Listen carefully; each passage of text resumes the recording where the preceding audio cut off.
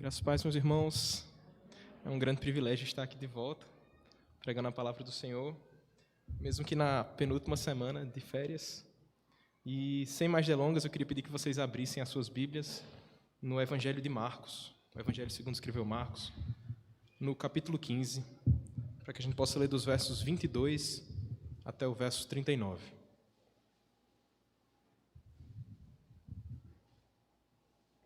Marcos, capítulo 15, verso 22 ao 39.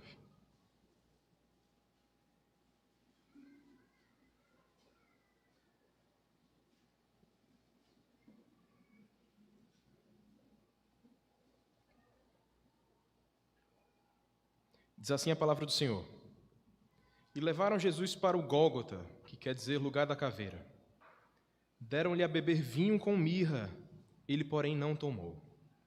Então o crucificaram e repartiram entre si as vestes dele, lançando-lhe sorte para ver o que levaria cada um. Era a hora terceira quando o crucificaram, e por cima estava em epígrafe a sua acusação, o Rei dos Judeus. Com ele crucificaram 2 ladrões, um à sua direita e outro à sua esquerda, e cumpriu-se a escritura que diz: com malfeitores foi contado. Os que iam passando blasfemavam dele, meneando a cabeça e dizendo: Ah, tu que destróis o santuário e em 3 dias o reedificas, salva-te a ti mesmo descendo da cruz. De igual modo, os principais sacerdotes com os escribas, escarnecendo entre si, diziam: salvou os outros, a si mesmo não pode salvar-se. Desça agora da cruz o Cristo, o Rei de Israel, para que vejamos e creiamos. Também os que com ele foram crucificados o insultavam. Chegada a hora sexta, houve trevas sobre toda a terra, até a hora nona. A hora nona clamou Jesus em alta voz: Eloi, Eloi, lama sabactane, que quer dizer: Deus meu, por que me desamparaste? Alguns dos que ali estavam, ouvindo isto, diziam: Vede, chama por Elias. E um deles correu a embeber uma esponja em vinagre, e pondo-a na ponta de um caniço, deu-lhe de beber, dizendo: Deixai, vejamos se Elias vem tirá-lo. Mas Jesus deu um grande brado, expirou. E o véu do santuário rasgou-se em 2 partes, de alto a baixo. O centurião, que estava em frente dele, vendo que assim expirara, disse: verdadeiramente, este homem era o Filho de Deus. Vamos orar? Senhor Deus, estamos diante da Tua palavra, estamos diante do Teu precioso Evangelho. E como Teu povo reunido, como a Tua igreja, nós te pedimos, ajuda-nos a compreender as preciosas verdades que há nesse texto. Te pedimos que o Senhor cative a nossa mente, o nosso coração, os nossos ouvidos, os nossos olhos, para que possamos prestar total atenção à Tua palavra, ao que o Teu Santo Espírito fala ao nosso coração. Assim nós choramos em nome de Jesus. Amém. Meus irmãos, eu queria que vocês imaginassem uma seguinte situação. Não há luz nesse mundo. Estou falando não da luz do sol. Se não houvesse luz do sol, provavelmente a gente morria muito rapidamente. Mas imagine que não há eletricidade, que não há energia. Como seriam as coisas? Será que a gente se adaptaria a viver somente durante a manhã? A gente faria nossas atividades durante o dia e de noite todo mundo se trancava nas casas? Como seriam as noites? Será que seria seguro caminhar sem conseguir enxergar um passo à nossa frente? Eu acredito que as noites seriam um pouco assustadoras. Talvez a violência e a criminalidade aumentassem. Mas essas 2 coisas só mostram a maldade e a pecaminosidade do homem. Talvez se o mundo não tivesse energia, todos os nossos pecados se tornassem ainda mais explícitos. Talvez a nossa maldade, a nossa perversidade fosse ainda mais exibida se não tivéssemos a regulação da sociedade com eletricidade e luzes como a gente tem. E tudo isso seriam apenas efeitos do pecado no homem.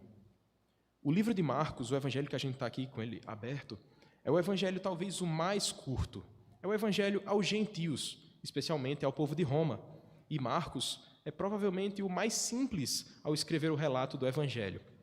Mas nem por isso ele é pior do que os outros. Para ser sincero, para mim, é o evangelho que eu mais gosto, para mim é o mais fascinante. E em poucas palavras, em poucos detalhes e poucos capítulos, Marcos cumpre a sua missão. Ele expõe que Jesus Cristo é o Filho de Deus. É assim que começa o evangelho de Marcos, na sua primeira linha. Ele diz: Evangelho de Jesus Cristo, Filho de Deus. Guarde essa verdade. É o evangelho de Jesus Cristo, o Filho de Deus. Mais tarde a gente fala sobre ela. O texto lido aqui já é o último trecho da vida de Jesus. São os últimos dias e, para ser sincero, os últimos instantes. Mas para que a gente possa chegar aqui, a gente tem que percorrer uma certa caminhada. Eu queria que você olhasse aí na sua Bíblia, a partir do capítulo 14, mais especificamente do verso 53. A gente não vai ler porque são muitos versos, mas você pode ir acompanhando à medida que eu vou tentando explicar para você. A partir do verso 53, a gente tem uma seguinte cena. Jesus está diante do Sinédrio. Sinédrio, para quem não lembra, era o tribunal religioso dos judeus. E naquele tribunal, os judeus estavam querendo alguma acusação para que pudessem condenar Jesus à morte. Certamente eles não tinham nem acusação. Eles não tinham nada que encontrar faltas em Jesus Cristo, porque ele viveu perfeitamente, em nada pecou e em nada desobedeceu ao Pai. Mas, para que eles pudessem pegar Jesus de alguma forma, eles fazem com que ele confesse que de fato é Deus. E fazendo com que ele confessasse, eles podiam dizer, como eles disseram, blasfêmia. E fizeram isso com Cristo. O Sinédrio pegou fogo com aquela acusação. Se você olhar aí no texto, ele diz, eu sou o Filho do Homem, que virá com glória para julgar os céus e a terra. É essa a frase de Jesus. Diante disso, o Sinédrio completamente pega fogo. Aqueles homens começam a cuspir, um deles rasga as suas vestes, eles cospem em Cristo, dão socos e querem levá-lo à prisão. Naquele exato momento, eles dizem, crucificam e dizem que ele é digno de morte, mas o Sinédrio não tinha esse poder. O Sinédrio era simplesmente um tribunal religioso. Para que eles pudessem condenar alguém à morte, eles deviam levar ao tribunal civil, que era o caso de Pilatos. Ao chegar em Pilatos, depois de já ter deixado Jesus na prisão durante uma noite, depois de terem açoitado e violentado o seu corpo, agora ele está diante de Pilatos. E como vocês lembram, Pilatos tenta se eximir do julgamento. Ele não quer acusar Jesus, porque ele sabe que, de modo civil, ele também não tem nenhuma acusação que o faça digno de morte. Então, aqueles líderes, aqueles homens, inclusive Pilatos, tentam fugir dessa acusação, desse julgamento, e fazem aquela triste cena em que nós sabemos que o povo tem a responsabilidade de escolher quem vocês querem libertar, Barrabás ou Jesus.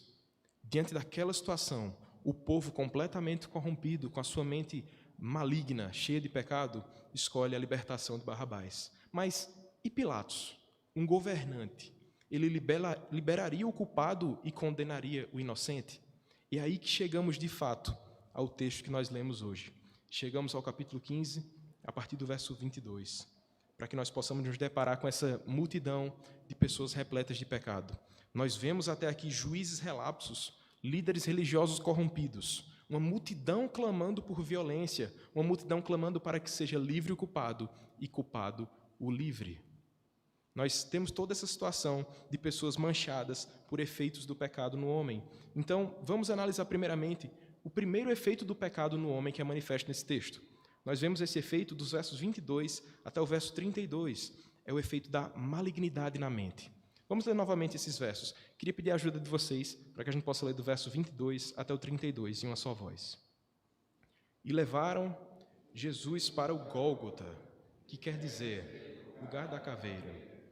Deram-lhe de beber, porém não tomou.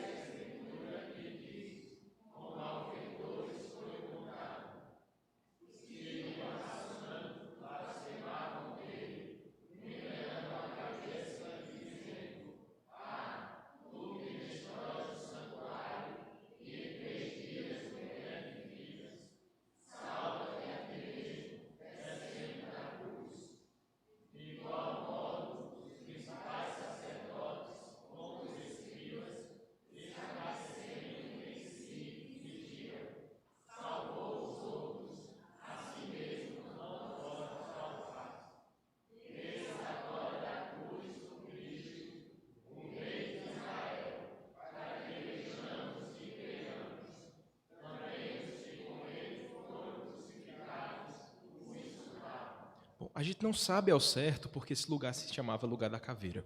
Dizem que era por conta do formato, Mas acredito que havia mais do que o formato que fazia aquele lugar ser o lugar da caveira. Como você pode ter visto, a cena há 3 cruzes, 3 pessoas sendo crucificadas. E provavelmente não são as 3 primeiras pessoas a serem crucificadas ali. Aquele lugar certamente era de corpos pendurados, sangue derramado, podridão e terror aconteciam ali. Crucificação para a época já era algo abominável. Não era algo que se conversava nas conversas mais saudáveis. Assim como hoje a gente não conversa sobre câmara de gás ou cadeira elétrica, por exemplo. Era algo abominável, aterrorizante. E era o que o povo tinha pedido. O povo tinha se responsabilizado. Pode crucificar esse daí, que o sangue dele caia sobre nós. Foi isso que o próprio povo tinha clamado.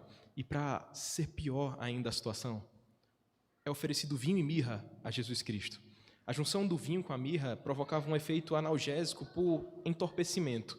Era como se desligasse um pouco as faculdades mentais para que aquela pessoa aguentasse ainda mais dor sem sentir. E sabe o que é curioso? O nosso Senhor Jesus Cristo ele não aceitou. Ele não tomou o vinho e mirra. Isso fez com que ele sofresse ainda mais. Mas ele fez isso consciente. Ele fez isso de modo a aceitar todo o sofrimento que lhe estava proposto, cumprindo também a Escritura. A dor física que ele sentia já era muito intensa. Ele já tinha passado 2 dias na cadeia, sendo esbofeteado, socado, cuspido. Esse é o nosso Cristo que sofreu por nós. Ele passou por tudo isso e o povo pedia para ver açoites. O que o povo queria era um banho de sangue. O povo queria ver Jesus pendurado no madeiro. O povo queria toda a violência que fosse possível. Era um espetáculo de horrores que o próprio povo buscava. O próprio povo a que Jesus veio comprar, salvar e redimir, clamava para que ele fosse morto daquele modo tão cruel. E foi o que aconteceu. Como você viu aí no verso 25, ele foi crucificado, mas nada disso aconteceu por acaso. Nada disso foi obra de Roma ou dos homens em si. Tudo aconteceu de modo a cumprir as profecias. Ele cumpriu em tudo a vontade do Pai. É o que está escrito aí basicamente do verso 24 até o verso 28. Todos os eventos que acontecem nesse trecho estão cumprindo a promessa, estão cumprindo as palavras do Senhor. Eu quero que você volte agora lá para o livro dos Salmos, para que a gente possa analisar o Salmo de número 22, de modo bem breve. Olhando para o Salmo 22, nós veremos primeiramente o verso 7.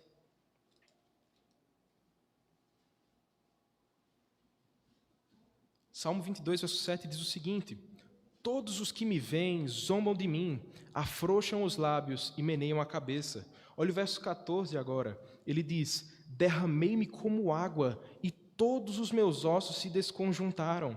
Meu coração fez-se como cera, derreteu-se dentro de mim. Verso 16, ele disse: cães me cercam, uma súcia de malfeitores me rodeia, traspassaram-me as mãos e os pés. Posso contar todos os meus ossos, eles estão me olhando e encarando em mim. Repartem entre si as minhas vestes, e sobre a minha túnica deitam sortes. Foi exatamente o que aconteceu com o nosso Senhor Jesus Cristo. Nada foi por acaso, nenhum dos acontecimentos, nenhum dos eventos, foi tudo cumprindo a profecia, foi tudo cumprindo a Escritura. Esse é o nosso Senhor Jesus Cristo, que padeceu por nós. E diante desse cenário, ali estava o homem que curava, o homem que tinha expulsado demônios, expelido demônios. Ali estava o homem que já tinha vencido a morte, simplesmente com as suas palavras. Ele curou Lázaro, ele ressuscitou Lázaro, simplesmente com seu poder, com suas palavras. Mas agora, voluntariamente, ele está se entregando, ele está sendo crucificado.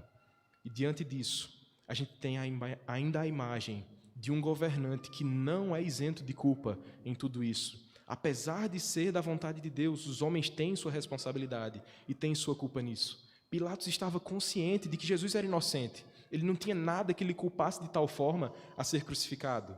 Mas mesmo assim, ele libertou um assassino e prendeu um inocente. Dessa maneira, ele agradou a multidão. E a multidão queria exatamente isso. Aquela multidão maligna de pecadores como nós só seria saciada por maldade, e foi o que eles tiveram. Foi essa maldade que saciou o desejo daqueles homens de verem um banho de sangue. A crucificação, como algo horrendo, aconteceu com o nosso Senhor Jesus, de modo que ele foi zombado, escarnecido, não só por um povo, ele foi zombado, escarnecido pelos nobres, pelos pobres, pelos judeus, pelos ateus. Todo o povo zombava e escarnecia do nosso Senhor.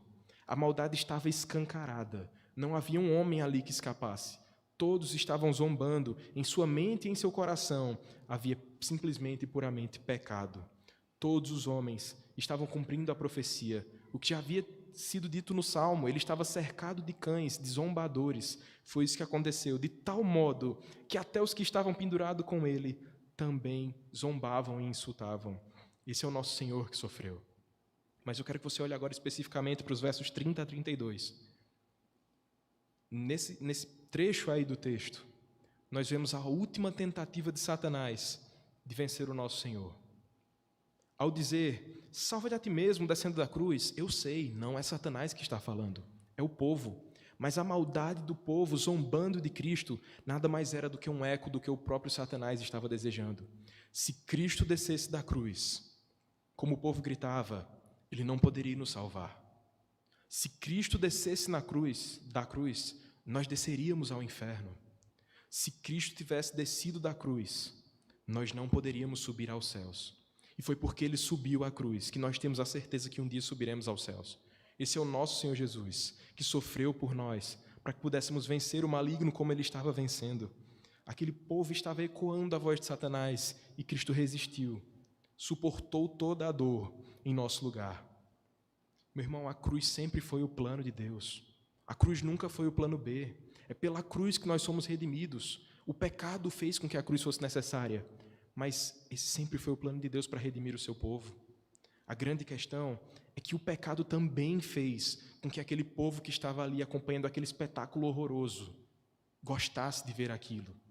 O pecado no coração e na mente das pessoas fez com que aquilo fosse um show. E não pode ser assim conosco também. A cruz mostra o nosso ódio contra Deus. A cruz revela toda a nossa malignidade e assim revela também o nosso pecado. Foi muito bem lido aqui no capítulo de Provérbios, número 24, sobre toda a maldade, sobre todo o pecado, seja pela língua, seja pelos pensamentos. Nós fazemos isso de diversas formas. Talvez se nós estivéssemos ali também fôssemos esses que zombam e escarnecem do nosso Senhor. Nós estávamos também na malignidade, estávamos nas trevas. Nós temos que lamentar pelo nosso pecado. Nós temos que nos humilhar e reconhecer que também já fomos esses que zombam e escarnecem do Senhor. Todos nós nascemos em inimizade contra Deus.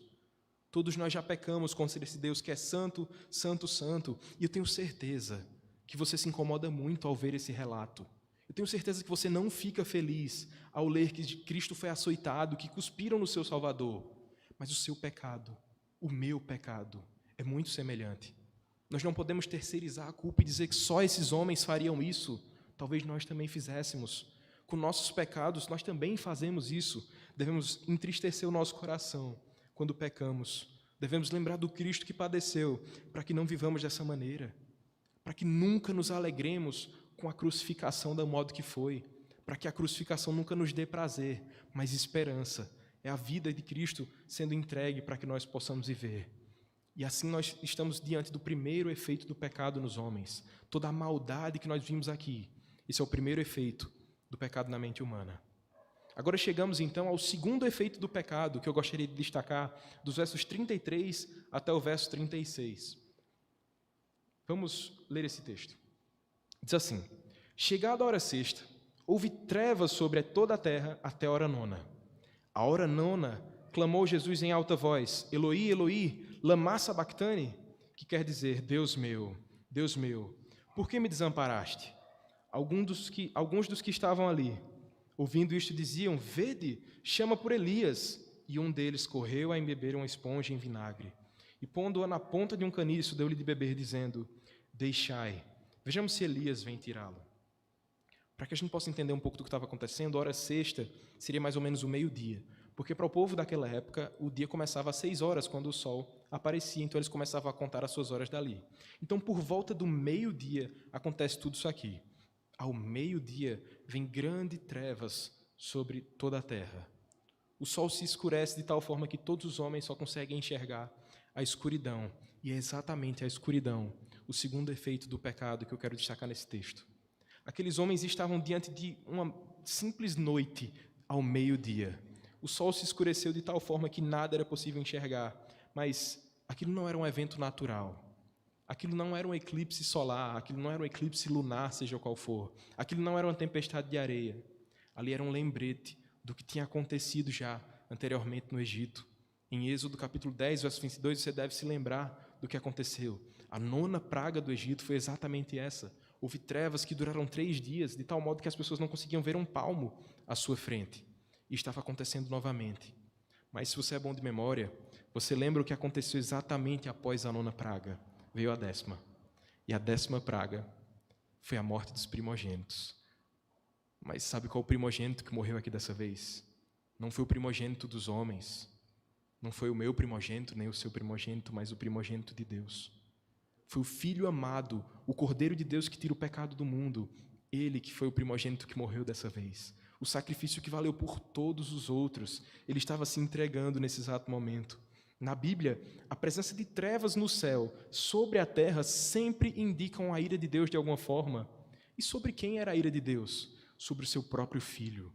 Sobre aquele que tomaria os nossos pecados em nosso lugar. Era isso que estava acontecendo ali naquele momento. A escuridão que estava sobre o Calvário era por causa de Jesus Cristo. Era sobre ele que seria descarregada a ira e a justiça de Deus. E por isso, Jesus clama o clamor que ele fez. Ele não clama, amigos meus, por que vocês me abandonaram? Nem mesmo pelas dores físicas que ele sentia. Ai, como dói em minhas mãos. Muito pelo contrário. O que Cristo diz é nada mais do que a gente já leu no Salmo 22, no verso 1. Ele clama, Deus meu, por que me desamparaste? Ao falar Deus meu, e não Deus, ó Deus, por que me desamparaste? Você entende a intimidade que ele está querendo passar ali. O nosso Senhor Jesus Cristo está revelando a intimidade com Deus, na cruz, pendurado, sendo abandonado. Ele clama, Senhor, meu Senhor, por que eu fui abandonado? E como dói ser abandonado por quem a gente ama, por quem a gente gosta. Só para ilustrar aqui a situação, se qualquer um de vocês, ao final do culto, viesse falar comigo e dissesse assim, André, eu não quero mais falar com você e a partir de hoje a gente não se fala mais, a gente não se vê mais. Eu com certeza ia ficar muito triste. Mas ia ser muito pior se eu ouvisse isso da minha própria mãe. Ia ser muito pior se eu ouvisse isso do meu irmão. Imagina o que Cristo sentiu. Ele não estava sendo desamparado por seus amigos, nem pelas pessoas mais queridas, nem pelos próprios discípulos, porque esses se desampararam de diversas formas. Mas ele estava falando sobre a Trindade bendita. Era o Cristo que formou o mundo, o Cristo que desde a eternidade, antes de nascer o mundo, antes das eras, ele já era Deus, ele já provava desse amor, ele já tinha essa bendita comunhão. Ele estava sendo desamparado naquele momento. Ele sentiu a dor da separação. Quando a gente vê uma família sendo desfeita aqui, uma família que é cheia de pecado, cheia de falhas, ainda assim machuca tanto o nosso coração. Imagina o que Cristo sentiu ao ver o próprio Pai se distanciando, ao poder dizer, eu fui desamparado. E diante disso, ele clamou. Qual foi a resposta dos homens diante disso?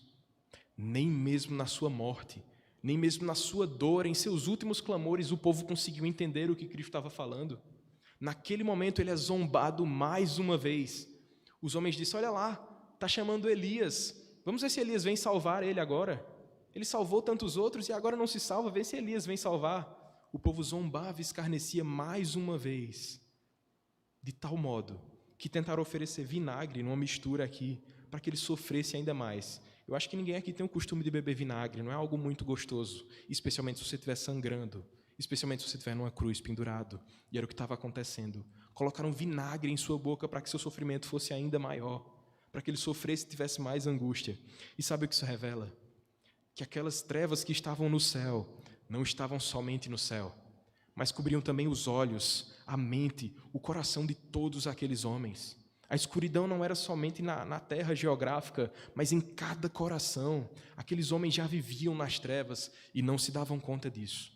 É por isso que Paulo escreve no capítulo 4 de Coríntios, 2 Coríntios, ele diz, o Deus desse século cegou o entendimento dos incrédulos para que lhes não resplandeça a luz do Evangelho da glória de Cristo, o qual é a imagem de Deus. Esse é o nosso Senhor, que sofreu mais uma vez, sendo humilhado, escarnecido pelos homens como nós, pecadores comuns. Nós temos que entender o tamanho da miséria do pecado. Além de trazer pura maldade para a nossa mente, como nós já vimos, também cega os nossos olhos, também confunde o nosso entendimento, faz com que tudo seja malícia e confusão. Esse é o pecado. Amado, você sabe qual a resposta para a pergunta de Jesus Cristo? A pergunta dele não era retórica. Ele disse: Deus meu, por que me desamparaste? Você sabe a resposta. Eu tenho certeza que você sabe. Jesus Cristo foi desamparado. Deus o desamparou por sua causa. Jesus Cristo foi desamparado por minha causa, por causa da sua igreja. Por amar o seu povo, por comprar o seu povo, Jesus Cristo aceitou a dor da separação, da comunhão que era eterna antes das eras. Ele mergulhou nas mais profundas trevas para resgatar o seu povo que estava lá. Ele nos comprou quando a estrada era só escuridão. Ele mergulhou e nos transportou para o reino do Filho do seu amor, para o seu reino de luz. Esse é o nosso bendito Jesus. Ele é a nossa luz. Assim nós já vimos esses dois primeiros efeitos do pecado. Primeiramente, nós vemos a malignidade do nosso coração. Vemos também a escuridão que está diante dos nossos olhos. Mas para que a história não acabe por aí, somente com tristezas, horrores, derramamento de sangue, há um grande brado, a partir do verso 37. Veja o que diz aí. Mas Jesus, dando um grande brado, expirou. E o véu do santuário rasgou-se em duas partes, de alto a baixo. O centurião, que estava em frente dele, vendo que assim expirara, disse: verdadeiramente, este homem era o Filho de Deus. No meio de tanto terror, de tanta escuridão, às 3 horas da tarde, vem uma grande luz. É o nosso Senhor Jesus, dando o seu último brado.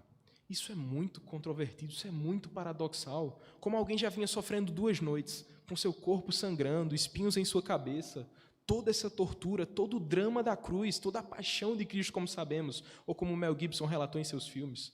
Como nós vimos em tudo isso, ainda o nosso Cristo tem forças para dar um brado. Não foi um brado de reclamação, não foi murmuração, foi consumação.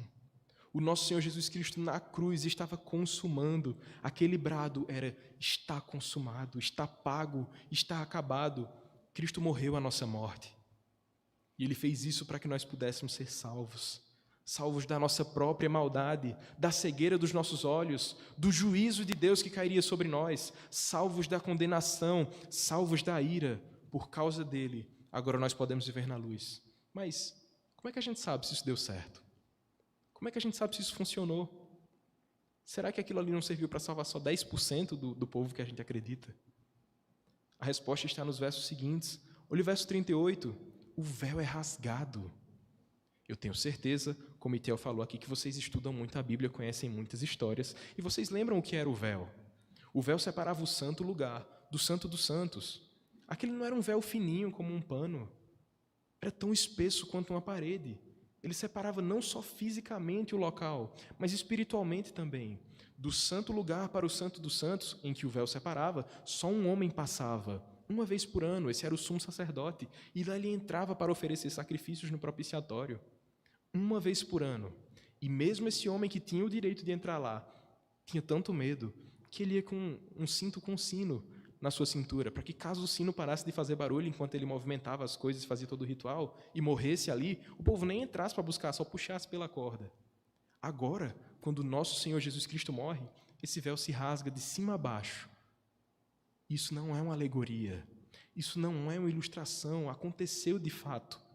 E se você quiser entender melhor isso, entenda o véu rasgando como um grito do próprio Deus, dizendo: está consumado, não há mais sacrifícios, já foi, já deu, esse era o sacrifício necessário, já não precisam mais sacrificar animais. Foi o que aconteceu, o véu se rasgou, o caminho se abriu, agora nós temos livre acesso ao nosso Senhor. A presença de Deus que estava confinada ao Santo dos Santos agora é expandida, de tal modo que todos os homens, de todos os lugares, de todas as tribos, podem também ter acesso ao nosso Deus, podem se achegar ao nosso Senhor e Salvador Jesus Cristo. Todo aquele que crê em Cristo, todo aquele que vê em Jesus Cristo, o verdadeiro Deus, o Salvador da humanidade, pode ver a Deus, pode se achegar. Agora já não vivemos mais desnorteados, perdidos na escuridão, somos homens norteados. Agora nós temos esse acesso ao nosso Deus. Nós agora andamos na luz, seguimos a Jesus Cristo. Ele foi o sacrifício final e definitivo. O templo vivo que morreu, mas ressuscitou para salvar o seu povo. Ressuscitou em glória e em breve voltará. Quer mais uma prova de que isso deu certo? Olha o verso 39. O efeito da solução divina aconteceu de tal modo que o centurião foi o primeiro a provar dessa maravilha. O centurião não era crente, gente. Ele não fazia parte do povo de Deus. Sabe o que era um centurião? Ele era responsável por 100 homens muito bravos. 100 homens de guerra, 100 homens que tinham sangue em suas mãos. E se ele era o chefe, provavelmente ele experimentou muito mais do que isso. Provavelmente essa não era a primeira crucificação que ele estava vendo. Provavelmente ele não se impressionava com sangue sendo derramado, ele fazia isso. Aquele homem não somente estava nas trevas, mas ele era quase um cavaleiro das trevas. Ele propagava as trevas nesse mundo, de tal modo que ele era um centurião. Mas a partir do momento em que o véu se rasga, em que ele ouve a voz de Cristo no último brado, ele diz, verdadeiramente, esse era filho de Deus. Que se você voltar o seu Evangelho de Marcos aí para a primeira página, você vai ver na primeira frase, Evangelho de Jesus Cristo, o Filho de Deus. E agora a gente chega ao topo da montanha, ao clímax do Evangelho de Marcos. Jesus Cristo é o Filho de Deus e todos os povos o verão, todos os povos terão acesso. E prova disso foi que o homem de Roma teve esse acesso. Não somente os judeus, que por sinal era o povo que esperava o Messias e não reconheceu a Jesus Cristo.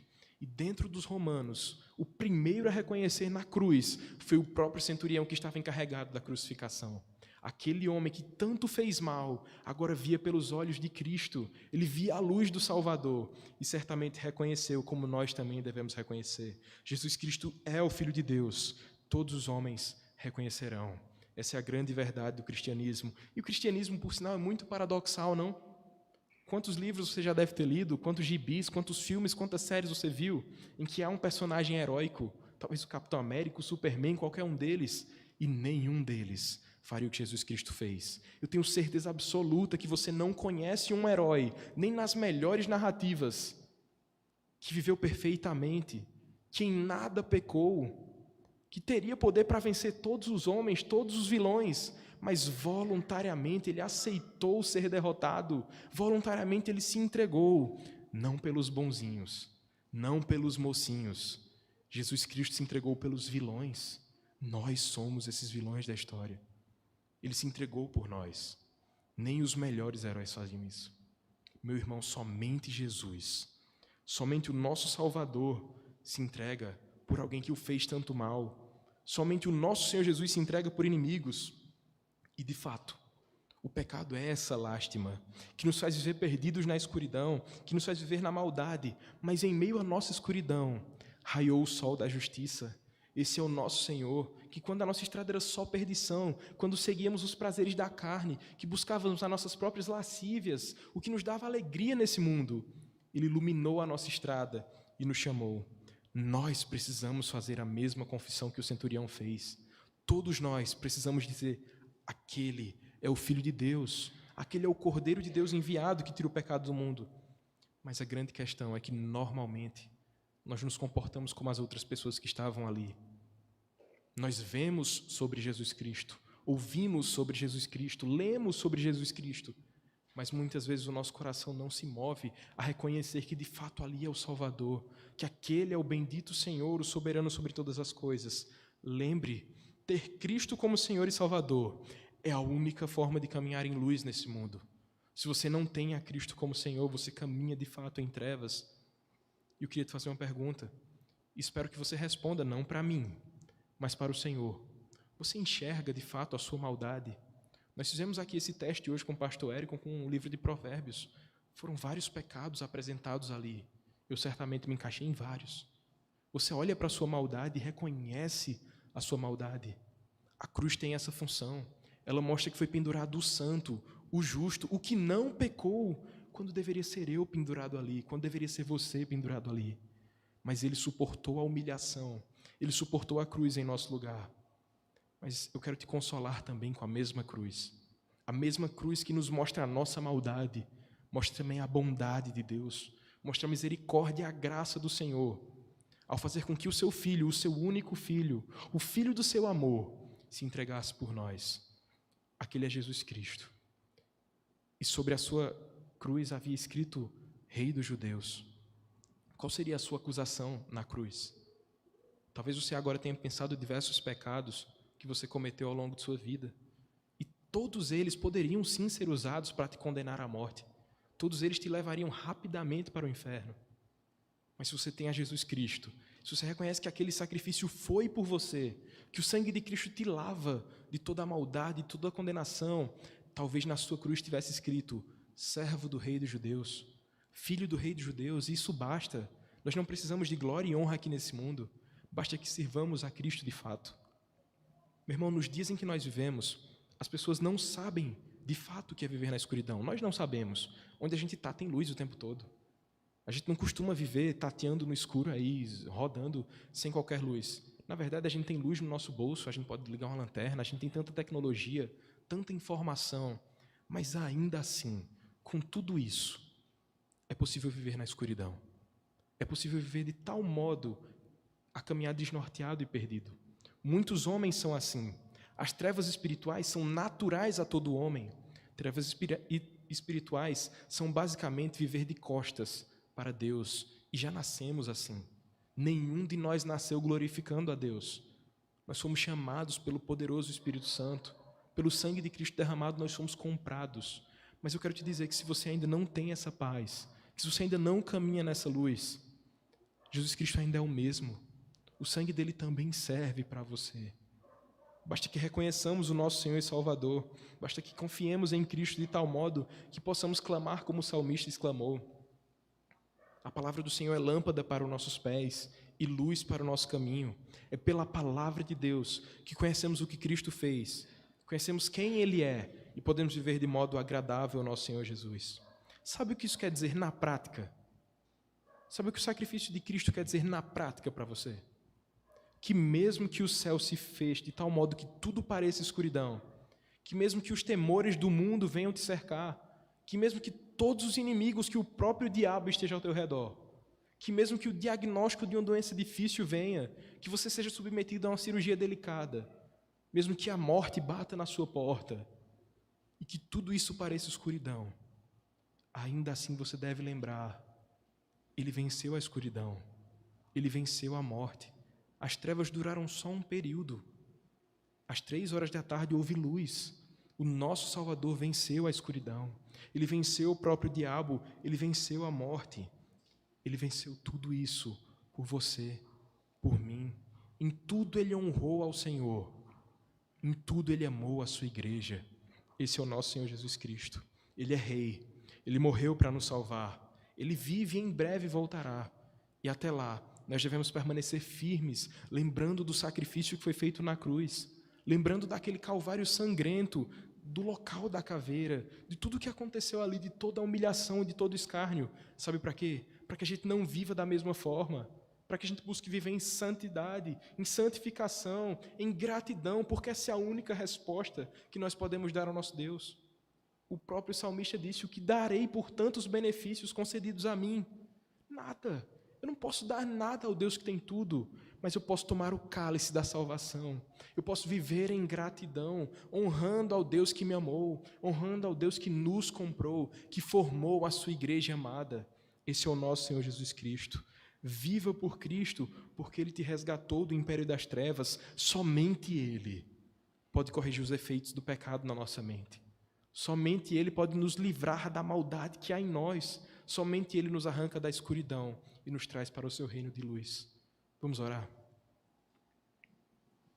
Senhor Jesus, nós te damos graças por tudo que foi feito no Calvário. Te agradecemos, Pai, por teu sacrifício tão nobre. Te agradecemos porque entendemos que Jesus Cristo não foi entregue como um coitadinho, mas como consciente sacrifício, honrando ao Senhor em todas as coisas. Pai, nós te pedimos, porque mesmo sabendo o que foi feito, mesmo sabendo de tudo que o nosso Senhor suportou, mesmo sabendo de todo o drama da cruz, nós voltamos aos mesmos pecados. Nós pecamos no falar, no pensar, no agir, no não agir. Senhor, nos livra de nós mesmos. Te pedimos que o Senhor nos conduza na Tua maravilhosa luz, para que não vivamos em trevas como viveu aquele povo. Pai, nos ajuda a nos enxergarmos nessa história e reconheçamos que o Senhor é Salvador, que Jesus Cristo é Deus, que veio para nos salvar, é verdadeiramente Filho de Deus que tira o pecado do mundo. Pai, nós te pedimos, sonda o nosso coração, esquadrinha o nosso andar, todos os nossos pecados, os nossos descaminhos, e nos ajuda a viver para a Tua glória, como um povo que já foi comprado, um povo que sabe que foi pago um altíssimo preço, para que não zombemos da Tua cruz, para que com nossos pecados, seja com nossa grosseria, com nosso coração duro, com as nossas mentiras, com todas as nossas práticas pecaminosas, que o Senhor nos corrija, nos faça olhar para a cruz de Cristo com alegria, porque o nosso Salvador triunfou. Nós te pedimos, Pai, para que não sejamos apáticos à Tua cruz, para que nós possamos transmitir essa luz que o Senhor nos mostrou, essa luz do Evangelho, que possa ser a luz que carregamos aqui nesse mundo. Em nome de Jesus. Amém.